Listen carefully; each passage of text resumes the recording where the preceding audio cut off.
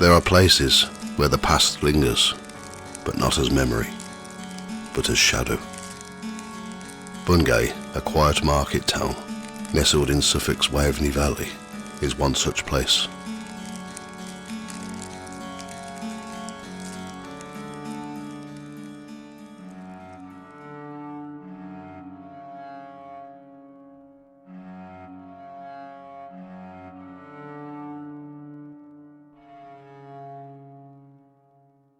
Behind the charming winding lanes lies a scar, etched deep in the soul of the town.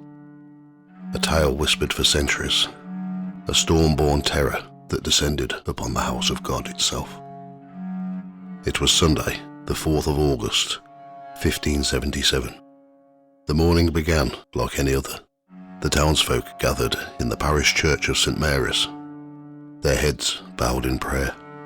A heavy hush hung in the air, reverent and expectant, as the vicar's voice echoed through the nave. Then, without warning, the skies blackened. A monstrous storm broke over Bungay with violent ferocity. Thunder cracked like a musket fire. Hail lashed the church roof. Rain came down in sheets, and lightning split the sky above the steeple, illuminating the world in brief, sickly flashes. And then it came. From within the roar of the tempest, there emerged a shape.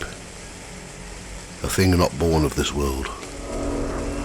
Through the great arched door of the church burst a beast of shadow, a monstrous dog.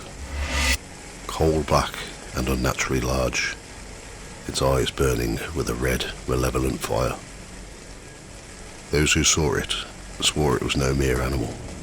It moved like smoke and flame, gliding between the pews, though its claws struck sparks from the stone. Without hesitation, it leapt down the nave, a blur of fur and fang, and passed between two kneeling worshippers. In an instant, both crumpled to the floor, their necks twisted grotesquely backwards, as though wrung by invisible hands. Screams erupted in the sanctuary as the congregation panicked, the storm outside now matched by a tempest within. One man, his name lost to time, was seized across the back by the beast. Witnesses described how he shrank into himself, as if his flesh was scorched like leather held to fire. He collapsed, crumpled and contorted, drawn up like a bag cinched by unseen string. As quickly as it had appeared, the black dog vanished, leaving terror and broken bodies in its wake. Afterwards, the survivors noticed strange marks, long gouging scratches scored into the stone floor of the church, and deep slashes torn into the heavy wooden door, as though rent by monstrous talons. The scars remained for generations, mute witness to a moment of unholy intrusion. The storm itself was so fierce that it was recorded in the church warden's ledger as a great, terrible and fearful tempest. Such darkness, rain, hail, thunder and lightning as was never seen the like. But not all agreed on what had truly occurred. Some dismissed it as lightning or strange weather, a trick of fear and imagination. Others whispered the word devil. Indeed, in those days storms were thought to be signs of divine wrath, and for many in Bungay there was no question. The black dog was no earthly creature. It was a punishment, a demon, perhaps even the devil himself, stalking the aisles of the church as a warning to sinners. And Bungay was not alone. Centuries before, similar spectral hounds had been seen during tempests in Treves and Messina. But Bungay's toil took root more deeply than most, and though it waned over time, the fear never truly died.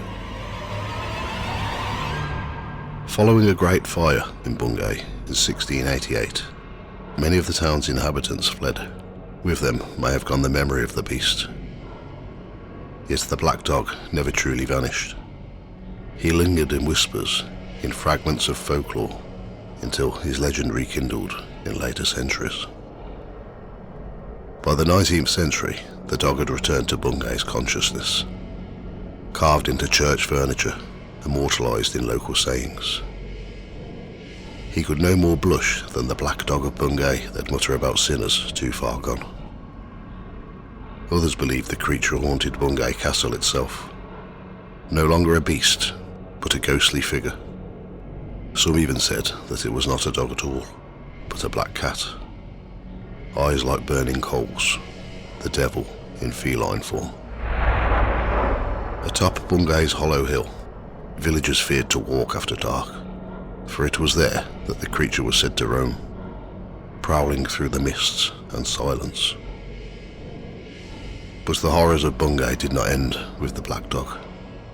There was another tale, one of cursed bloodlines and spectral retribution. The later bigots of Bungay Castle, so the story goes, were wicked men, known for blasphemy and cruelty. As penance, they were condemned to haunt the land in death. On certain nights, a ghostly coach is said to thunder out from the castle gates, drawn by 4 snorting horses. Their mouths aglow with fire, and driven by a headless coachman holding his severed head beneath one arm.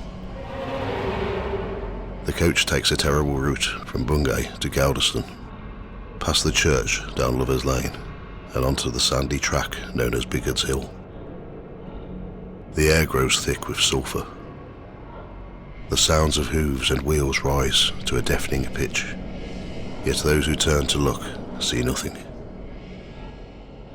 Others claim the opposite, that the phantom coach is seen, flaming steeds prancing, sparks flying from the cobbles, but no sound escapes. A silent nightmare, drifting past like a forgotten dream.